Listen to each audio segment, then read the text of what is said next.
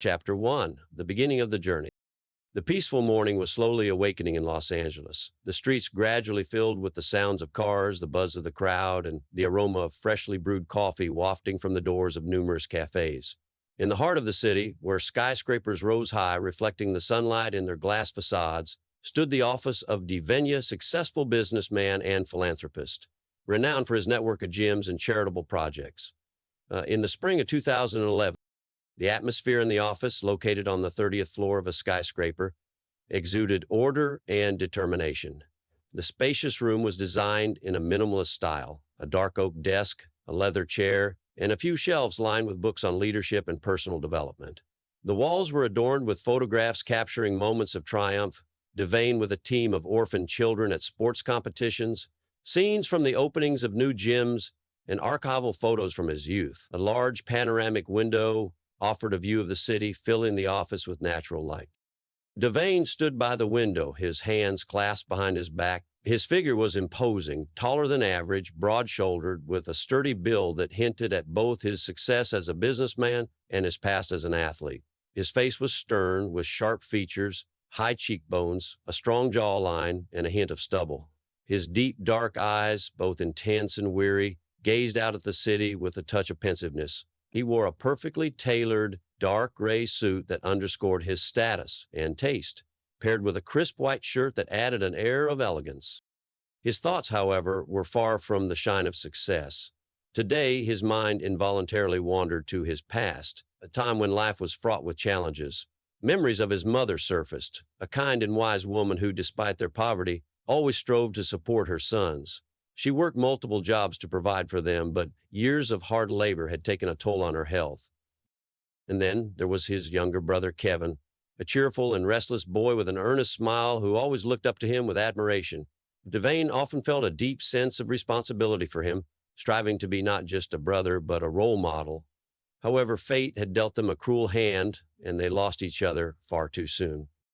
These memories were both a source of pain and motivation for him. It was this very past that drove him to dedicate his life to helping those in difficult circumstances, giving children a chance at a brighter future.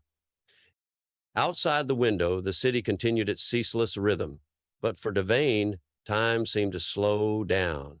He took a deep breath, feeling a mix of emotions: pride for his achievements and a quiet longing for the family he had lost. Now, standing at the peak of his success, he felt an obligation to keep moving forward, ensuring his story could inspire others. His goal was not merely to earn money, but to leave a legacy, making the world a little better. DWAYNE walked over to his desk and sat in his chair. A faint smile appeared on his face as he picked up a photograph of himself, his mother, and Kevin. "This is for you," he said quietly, looking at the picture. Then resolutely he set it aside and began a workday filled with plans and new opportunities. Chapter 2: Roots. The small town in Michigan where DWAYNE spent his childhood looked like a place frozen in time. Narrow streets with cracked asphalt were lined with old, dilapidated houses. Their peeling paint hinted at past vibrancy, while wooden facades creaked even under the lightest breeze. These houses seemed as weary as their inhabitants, who struggled to find happiness in this forgotten corner. The DWAYNE family home stood at the end of a narrow lane, a single-story structure with rotting steps on the porch and a faded green door. The windows, with cracked frames, resembled tired eyes watching helplessly as the years passed them by. The yard around the house was overgrown with weeds, through which sparse rose bushes pushed their way, a reminder of their mother's efforts to brighten her small world. Along the roadside near the house, broken cabinets, torn-up sofas, and rusty bicycles lay abandoned. This junk left by neighbors filled the air with a sense of hopelessness. Among the trees densely lining the edges of the street, the silhouettes of other homes appeared, equally decrepit and forlorn. Everything here spoke of poverty and neglect. And inside the house, the space was humble and bare. The kitchen, where their mother cooked simple meals, consisted of an old table, chipped cabinets, and a small refrigerator that hummed loudly now and then. The living room held a worn-out couch where DWAYNE and Kevin spent their evenings. A single lamp in the corner cast a soft, warm glow, creating a sense of coziness despite the poverty. The walls were adorned with family photos, the only touches that truly made the house feel like home. From a young age, DWAYNE had to take on responsibility for his younger brother. Their father had left when DWAYNE was about 2 years old, leaving him to become the stabilizing force in the family. Their mother worked multiple jobs, often leaving early in the morning and returning late at night, so the role of caretaker naturally fell to the older son. Kevin, the younger brother, was DWAYNE's polar opposite. With his perpetual daydreaming and inability to stick to one thing for long, he resembled the wind, unpredictable and free. He loved wandering the streets, often coming home with fresh fantasies and ideas that rarely materialized. To DWAYNE, Kevin was not just a brother, but almost like a son. He felt a deep sense of responsibility for him and tried to instill discipline in his life. DWAYNE himself had been drawn to martial arts from a young age. It became not only a way to release his energy, but also a path to self-improvement. Every morning, he began his day with a run around the block, followed by training sessions with a makeshift punching bag crafted from an old sack filled with sand. These routines hardened his body and shaped his character. Kevin often watched his older brother with admiration, but couldn't stick to anything for long. His dreams pulled him in different directions. He envisioned himself as a traveler, an artist, or even a superhero. Yet he always knew he could rely on DWAYNE, who was his anchor in a challenging world. Despite the poverty and tough circumstances, their home was filled with love and support. DWAYNE and Kevin, each in their own way, tried to make life better, and their bond as brothers became the foundation of their strength. Chapter 3, School Days and Shadows of Danger. The school Kevin attended was typical of a poor neighborhood, a gray brick building with cracked plaster, peeling paint on the windows, and playgrounds that resembled abandoned lots. In the schoolyard, groups of teenagers often gathered, chatting, laughing loudly, or simply waiting for classes to begin. There was no order here, but there were unspoken rules. Despite his poor grades, Kevin earned a degree of respect among his peers. Everyone knew who his older brother was, and his brother was known as grateful and DWAYNE was known at school as a capable student and a promising boxer. Teachers noted his dedication, and the coaches at the boxing club admired his incredible determination and talent. His days were meticulously planned, school in the morning, training in the afternoon, and chores at home in the evening. He hardly had time to rest, but his goal, to escape poverty, kept him moving forward. Kevin, on the other hand, often skipped classes, lost in his dreams. He couldn't focus on math or history for long, but had no trouble making new friends. During breaks, he could usually be found among kids telling stories about their adventures or chatting about life. Yet his eyes always sought out his older brother, who was his protector and guide. And one evening, when the brothers returned home after a long day, their mother was sitting at the kitchen table. Her face looked tired and her hands trembled from exhaustion. Utility bills lay before her, a stark reminder that money was once again in short supply. Mom, is everything okay? DWAYNE asked, placing a comforting hand on her shoulder. She looked up, her eyes filled with worry, but she forced a smile. It's fine, sweetheart, just a lot of work. How were your training sessions? He replied with a nod. I have my first fight next week. If I win, there's a chance for a small prize fund. Kevin, overhearing the conversation, sat down at the table across from their mother, grinning. Can I come watch? I want to see you beat them all. DWAYNE chuckled and ruffled his brother's hair. Take you with me. If you do your homework, I'll take you with me. Kevin rolled his eyes, but seeing his brother's stern look, finally relented. Fine, I promise. However, their mother's smile quickly faded. She sighed, looking at the bills, and said, I don't know how we'll keep paying for the apartment. The debt keeps growing. I'm trying, but it's not enough. DWAYNE felt a surge of anger boil inside him, not at his mother, but at the circumstances that made her suffer so much. Clenching his fist, he said firmly, We'll figure it out. I'll find a way.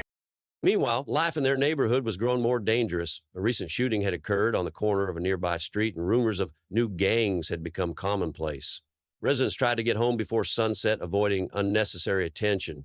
DWAYNE increasingly felt the need to protect his brother, not only from his own mistakes, but also from the threats outside. One evening, walking home from training, DWAYNE noticed a group of suspicious-looking guys loitering near their house. He approached them quickly, trying to appear calm but resolute. Do you need something? He asked, narrowing his eyes. One of them, tall and skinny, smirked. Relax, kid. We're just looking around. You look somewhere else. DWAYNE replied firmly. The group lingered for a few moments, exchanging glances, but seeing his confidence, they eventually left. It was a small but significant moment. He understood that in this neighborhood, you had to be strong or you'd be crushed. That night, lying on his old mattress, DeWayne couldn't fall asleep. He stared at the cracks on the ceiling, thinking about his mother's struggles, Kevin's dreamy nature, and the long road ahead of him to escape this harsh reality. His thoughts were filled with determination and hope, even amid the darkness surrounding them. Chapter 4, Different Paths. By the time DeWayne was about to graduate from high school, the pressure on him had become immense. The bank was aggressively demanding repayment for the apartment debt, threatening legal action. Their mother had nearly stopped working. Her health had deteriorated to the point where even simple tasks were difficult. Yet DeWayne refused to give up. He was already juggling 2 jobs, working as a loader in the mornings and as an assistant at a local boxing club in the evenings. The house they rented looked as dilapidated as ever, a sagging door, peeling paint, and a yard overgrown with weeds. Crime in the neighborhood had intensified, and shouts often pierced the night, sometimes accompanied by the sound of gunshots. The streets seemed alive with danger, especially for someone like Kevin, who increasingly stayed out late. One evening, when DeWayne returned home after a long day, he noticed that Kevin wasn't home yet. Their mother sat in the living room, wrapped in an old blanket. She looked tired and worried. Where's Kevin? DeWayne asked, pouring himself a glass of water from the barely functional faucet. She shook her head. He said he was going to a friend's, but, he often lies. DeWayne frowned. Over the past few weeks, he'd noticed strange behavior from his brother. Kevin had become nervous, avoided conversations, and was skipping school more often. Later that evening, Kevin finally came home. He was wearing a satisfied grin, and in his hand was a new phone, far beyond what their family could afford. DeWayne, sitting at the table, immediately noticed it. Where did you get that? He asked sharply, pointing at the phone. Kevin, avoiding his brother's gaze, replied, It's a gift from a friend. Just because. A friend? Just because? DeWayne's voice grew louder. You think I'm stupid? I know where it's from. You're with those guys, aren't you? Kevin sighed and tossed the phone onto the table. What if I am? It's none of your business, DeWayne. At least I can afford something for myself now. DeWayne stood abruptly, his tall, strong frame filling the room with tension. My business. I work from morning till night, so we have a roof over our heads, so Mom doesn't have to worry. And you're running with criminals, thinking it's some kind of game? Kevin stood up too, his youthful defiance and stubbornness boiling over. And what about you? Do you think your jobs will save us? We're sinking, DeWayne. Can't you see that? I've found a way to live, not just count pennies. Dane grabbed him by the shoulders, locking eyes with him. Sideways. We'll land you in jail or worse. They don't care about you. You're just a pawn to them. Do you understand that? Kevin wrenched himself free of his brother's grip. You never understood me. All you do is work and lecture me, acting like you're perfect. I don't want to be like you. The words cut DeWayne to the core, but he suppressed the pain, trying to stay composed. You can hate me all you want, but I won't let you destroy your life. Kevin exhaled sharply and stormed out of the room, slamming the door behind him. DeWayne remained where he stood, feeling the weight of exhaustion and despair overwhelm him. He sat back down at the table, resting his head in his hands, and closed his eyes. The next day, DeWayne decided to approach his brother more calmly. He found Kevin in an alley where he usually met his new friends. Kevin? He began, his voice soft. Listen to me, you're my brother, and I don't want to see you go down this path. These people, they're not your friends, they're using you. Kevin fell silent, staring at the ground. His heart was torn between proving something to his brother and knowing that DeWayne was right. I just want things to be easier. Kevin finally said with a sigh. DeWayne placed a hand on his shoulder. I want that too, but we have to do it the right way. Together. A tense silence hung between them. The city around them continued its dark, chaotic existence, but in that moment, they were just two brothers, struggling to find common ground amidst the turmoil. Chapter 5, The Cost of Desperation. The day was gray and cold when DeWayne received the final notice from the bank. The tattered envelope, smeared with dirt, seemed to symbolize their crumbling situation. Everything in life was falling apart. The bank informed them that if the debt wasn't paid, the house would be repossessed. It was their last chance, but there was no way to find the money. Their mother lay on her old couch, her face pale and her eyes dim. The medicine that could help her cost more than they could ever afford. DWAYNE felt anger and helplessness welling up inside him. Kevin came home late that evening. His face was tense but filled with a determined expression. He sat down at the table across from his brother and, avoiding his gaze, said, I've got an idea to get the money. DWAYNE looked up at him, his gaze heavy. Kevin, if this is another one of your stupid schemes. Listen, Kevin interrupted, his voice trembling. it's not what you think. It's just a small job. They said it's easy and quick. We'll get the money, a lot of money. DWAYNE frowned, feeling the anger inside him start to boil. Who are they, Kevin? Your gang friends again? Kevin hesitated, but seeing his brother's growing frustration, he blurted out. Yes, but it's safe. They said it's all under control. Deebly stood up abruptly, slamming his fist on the table. Safe? These people don't know the meaning of the word safe. Do you even realize what you're getting us into? Kevin jumped to his feet, his face flushed with anger and fear. Do we have a choice? Mum is dying. The bank is taking the house. Do you just want to sit here and watch everything fall apart? Aiken's words struck DWAYNE like a hammer. He sank back into his chair, ran his hands over his face, and let out a deep breath. What's the job? He finally asked. We have to meet with the guy who signs the jobs. He'll explain everything. Kevin replied, his voice quieter now. The next day, they met with the gang leader at an abandoned warehouse on the edge of the city. Inside, the air smelled of dust, dampness, and cigarettes. The walls were covered in graffiti, and in the corner, a barrel fire burned, with several men warming their hands over it. The leader, a man in his 40s with tattoos running up his arms and a chilling gaze, approached them. This is your big brother. The man asked, eyeing DWAYNE. DWAYNE straightened up, trying to project confidence. I'm here to hear the terms. If the job isn't safe, we're out. The man smirked. You've got guts, kid, but around here we don't discuss terms. You either do the job or you leave. DWAYNE gritted his teeth but nodded. Fine. What's the job? We were told to intercept a shipment of money from a rival group. The leader assured them it was simple. No shootouts, quick and quiet. But DWAYNE sensed trouble brewing. He wanted to back out, but Kevin's hopeful and fearful gaze stopped him.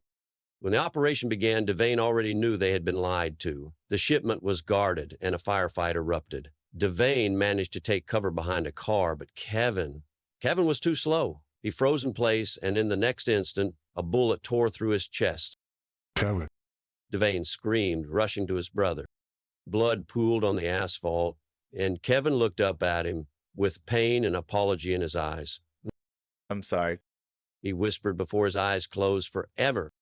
DWAYNE cried out in anguish, but he was quickly dragged away from the scene. The news of Kevin's death shattered their mother. Her heart couldn't take it, and a few days later she passed away. DWAYNE was left alone, without family, without a home, without... The gang demanded he repay the debt for the failed job. They threatened him, demanding money he didn't have. With no other options, DWAYNE enlisted in the Army. Far from the streets, he hoped to find refuge from his past and begin a new life. He left behind the ruins of his old life, filled with pain and loss, searching for a chance to rebuild from the ashes. Chapter 6, A New Path. The military base where DWAYNE found himself was located in a barren landscape surrounded by low hills. By day, the scorching sun bathed the scenery, kicking up clouds of dust with every step. By night, the cold cut through to the bone. The barracks stood in neat rows, their gray-painted rows and metal roofs humming under the gusts of wind. Near the barracks were training grounds, obstacle courses, rows of sandbags, and hand-to-hand combat areas. The air was filled with the barked orders of sergeants, the thud of soldiers' boots, and the steady rhythm of fists pounding into rough canvas bags. DWAYNE quickly noticed the strict order that defined Army life. Everything was scheduled down to the minute, and everyone knew their place.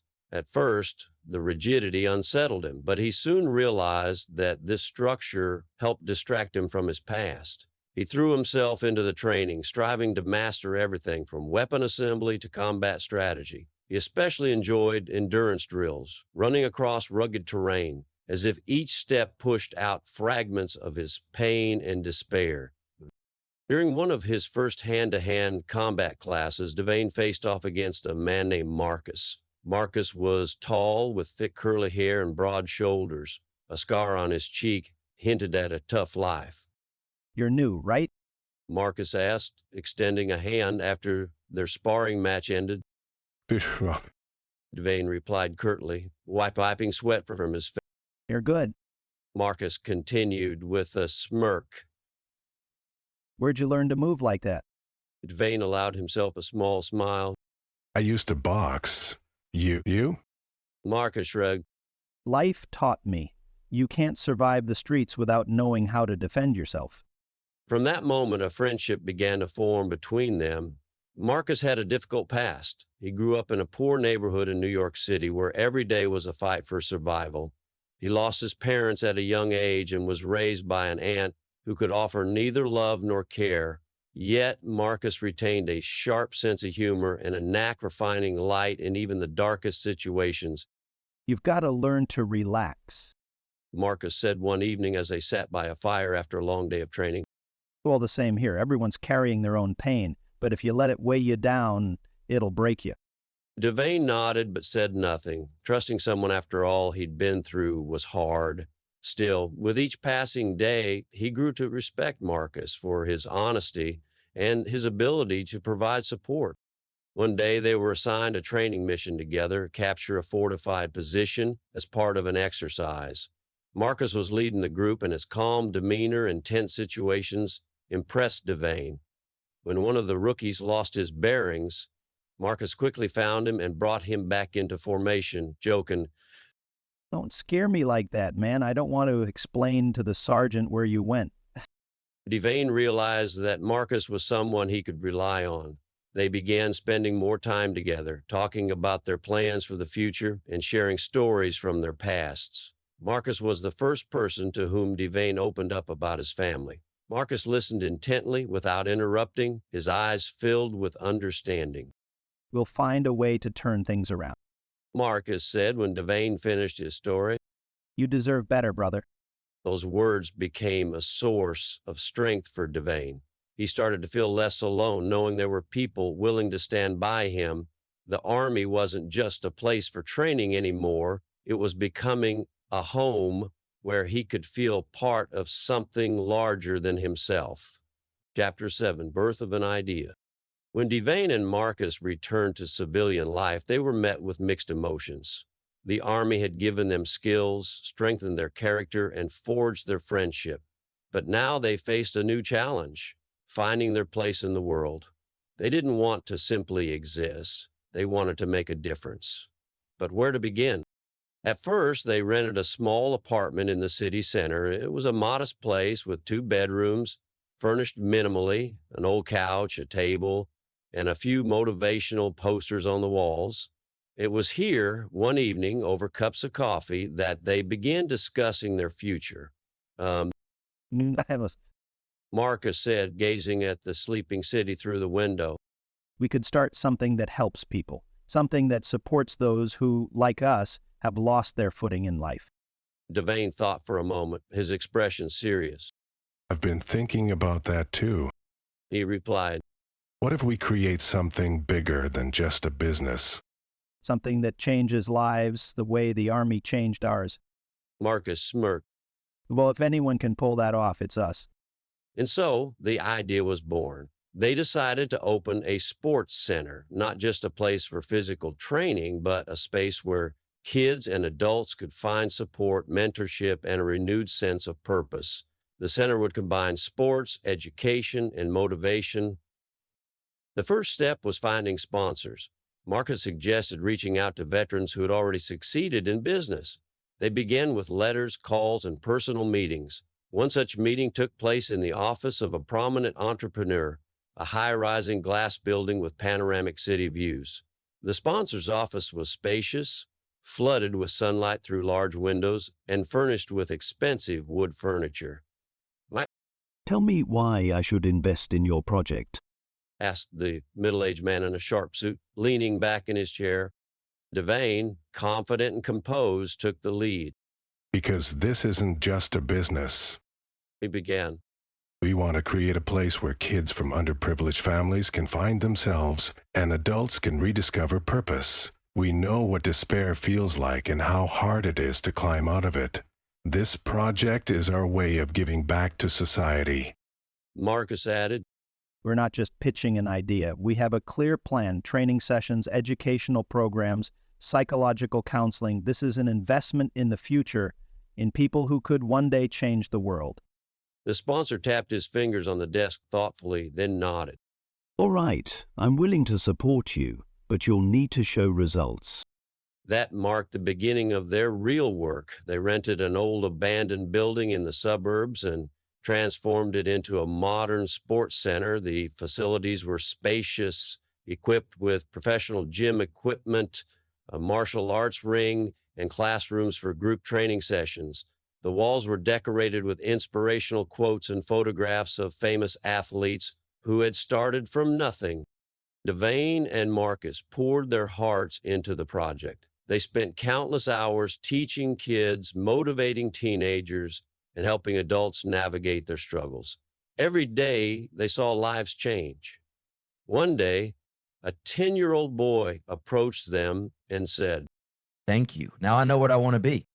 Those words were their greatest reward. The center began to draw public attention.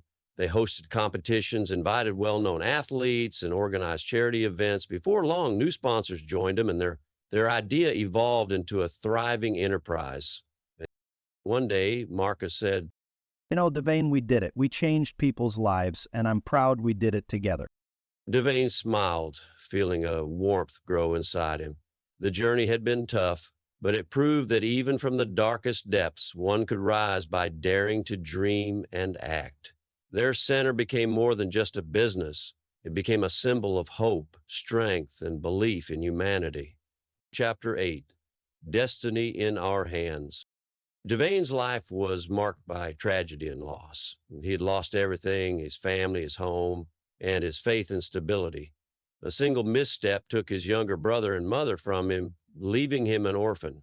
Yet even when it seemed that all hope was gone, he found the strength to start over.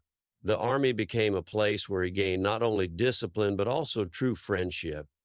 And then he proved that the past does not have to define the future. So why don't we share in making the same mindset that can change with the tides and lead us to a better future? His journey is a testament to how one can take control of their life even when the world around them is falling apart. Despite losing everything, he didn't break. He found meaning in helping others. Together with Marcus, they created more than just a business. They built a place where people could rediscover themselves, build their futures, and believe in their dreams. The center they built became a symbol of the resilience of the human spirit. Every child who came there seeking hope was proof that even in the toughest circumstances, light could be found. Every adult who found support there affirmed that change is always possible. DWAYNE often spoke to the young people who came to their center. Destiny isn't something that's handed to us. It's something we create with our own hands. It doesn't matter how many times you fall. What matters is how many times you get back up. Marcus would echo his words. Our lives are the result of our choices. We can choose who to be, a victim or a hero. We chose to be heroes. And you can make the same choice. Their story became an inspiration for thousands of people. It showed that no blow from fate could break a person who has the will to fight, that even in the darkest moments, there's an opportunity to change your life and impact the lives of others. In the end, DWAYNE's story reminds us, each of us can be a source of light, even if we've walked through darkness ourselves. The key is to believe in ourselves, stay strong, and never fear to dream, because life isn't about what happens to us, it's about what we create. And it's up to us to decide who we will be in this story, those who gave up or those who stood up and triumphed.